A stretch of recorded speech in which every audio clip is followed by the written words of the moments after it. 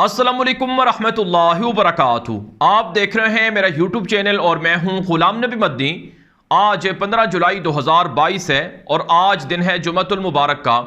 इस वीडियो के अंदर पाकिस्तान से अहम ताज़ा और बड़ी खबरें हैं वो आपके सामने रखेंगे।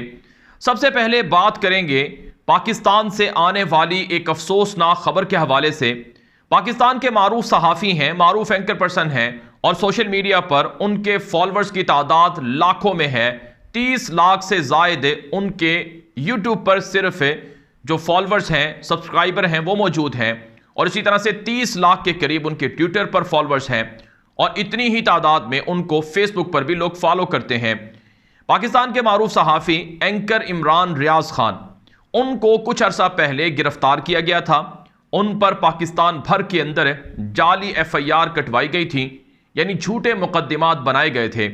और ये झूठे मुकद्दिमात इसलिए बनाए गए थे क्योंकि एंकर इमरान रियाज खान वो पाकिस्तान में अमेरिका के रजीम चेंज ऑपरेशन के सबसे बड़े नाकिद हैं और उन्होंने पाकिस्तान के अंदर जो अमेरिका ने साजिश करके एक ऐसी हुकूमत मुसल्लत की है जिसे अवाम नहीं मानती है, उस साजिश को उन्होंने बेनकाब किया और उस साजिश के हवाले से जो उनकी राय है वो पूरे पाकिस्तान की आवाम सुनती है और उन्हें ना सिर्फ सुनती है बल्कि उस पर अमल भी करती है। तो एंकर इमरान रियाज के खिलाफ है जो मौजूदा इंपोर्टेड सरकार है, इन्होंने और इसी तरह से कुछ दीगर लोगों ने इनके खिलाफ जाली मुकद्दिमात कायम करवाए और जिन लोगों ने FIR कटवाई वो खुद मुजरिम हैं, यानी उन पर मुख्तलिफ तरह के पहले से मुकद्दिमात हैं, वो आदि मुजरिम हैं।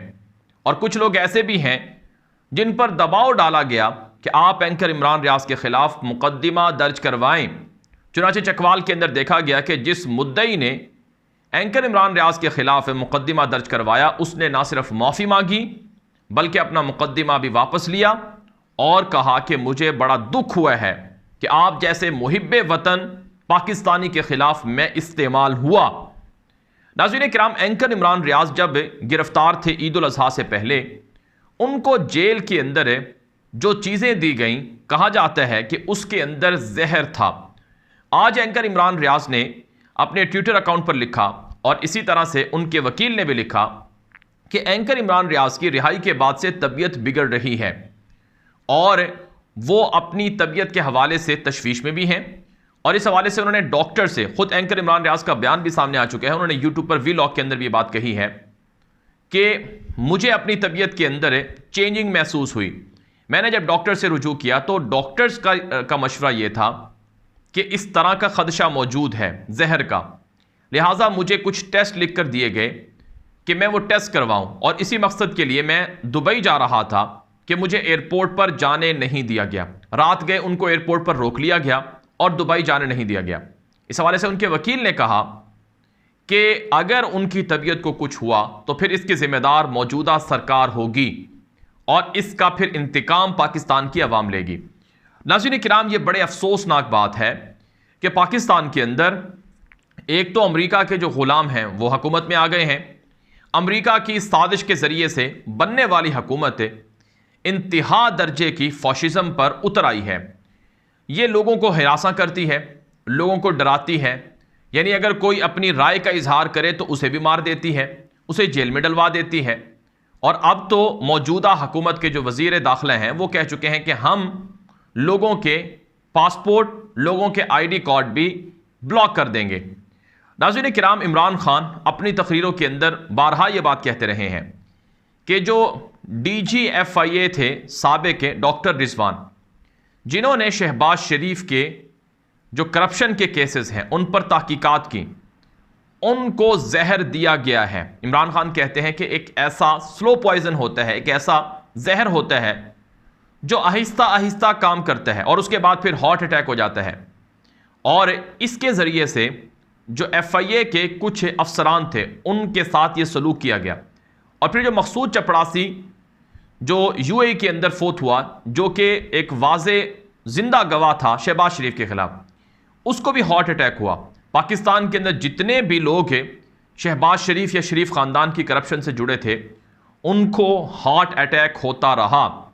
जैसा कि आपने देखा होगा कि जो मशहूर जज थे अरशद जिनका नाम था जज अरशद, जिन्होंने नवाज शरीफ को सज़ा सुनाई थी, उनको भी इसी तरह का मसला दरपेश हुआ।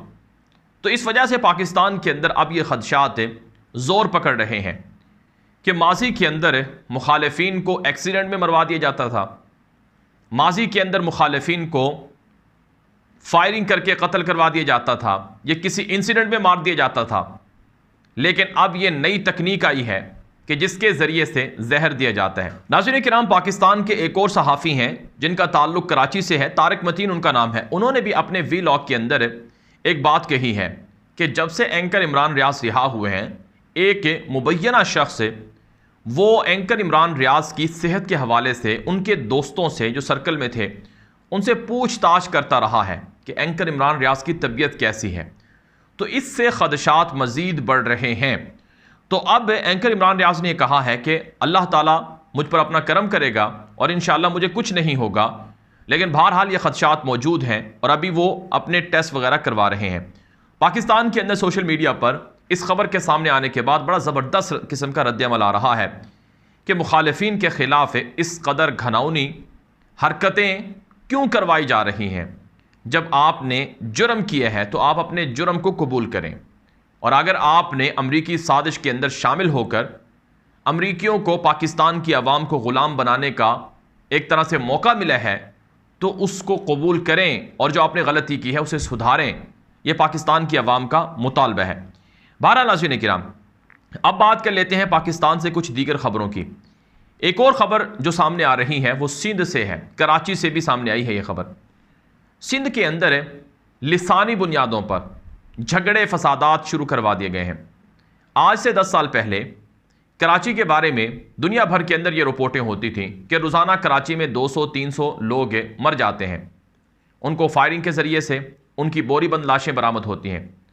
और वहाँ कराची में लिसानी बुनियादों पर कभी मुहाजिर को सिंधी से लड़ा दिया, कभी सिंधी को बलोच से लड़ा दिया, कभी बलोच को पख्तून से लड़ा दिया।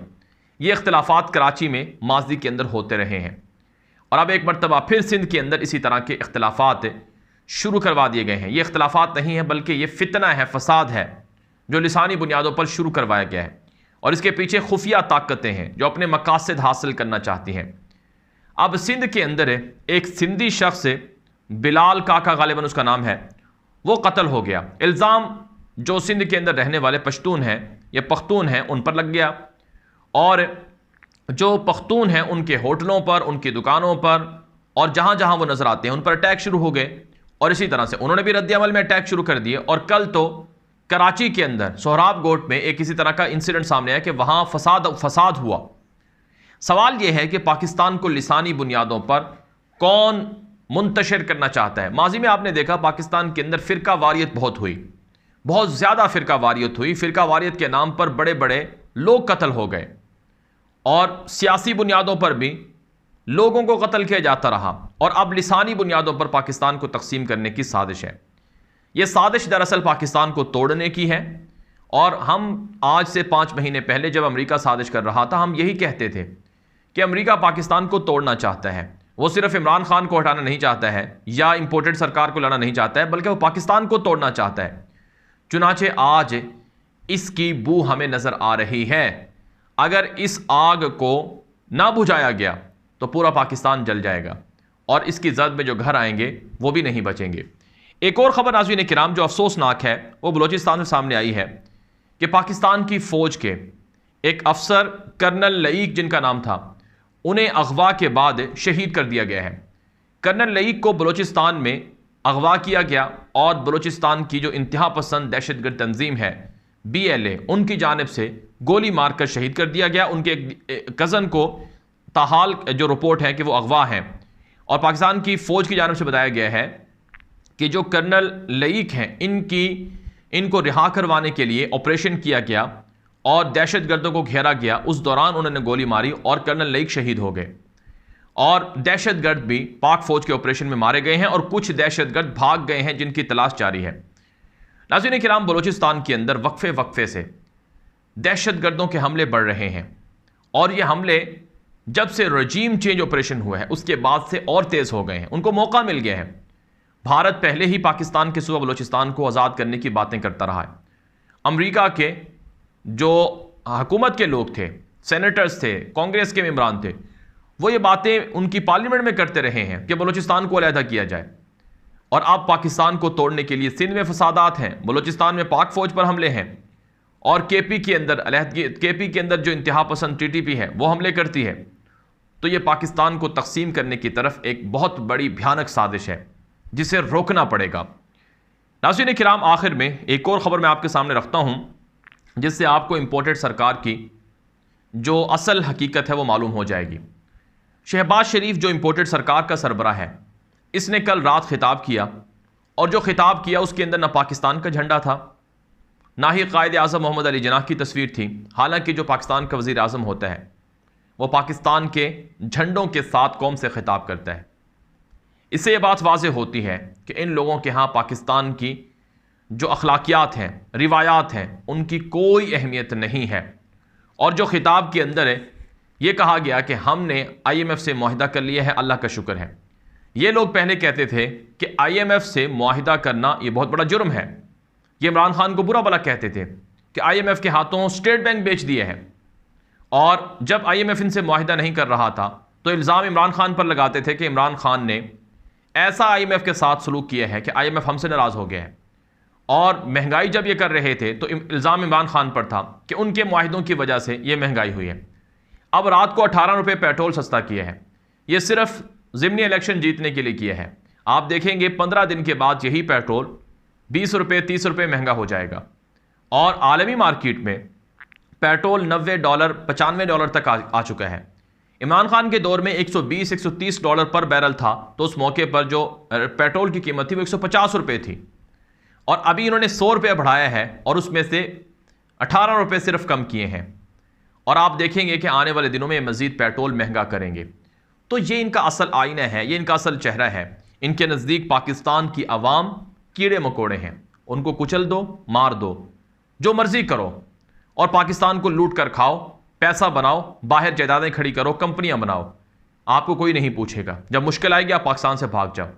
लिहाजा पाकिस्तान की आवाम को इन चेहरों को पहचानना है और इनका मुकाबला करना है, सच का साथ देना है। ये वीडियो दोस्तों के साथ नशर कर लें ताकि वो भी मालूमात हासिल कर सकें। मज़ीद खबरों के लिए मेरा यूट्यूब चैनल गुलाम नबी मदनी लाजमी फॉलो करें। अब तक के लिए इतना ही इजाज़त दीजिए। अस्सलामु अलैकुम वरहमतुल्लाहि वबरकातुहू।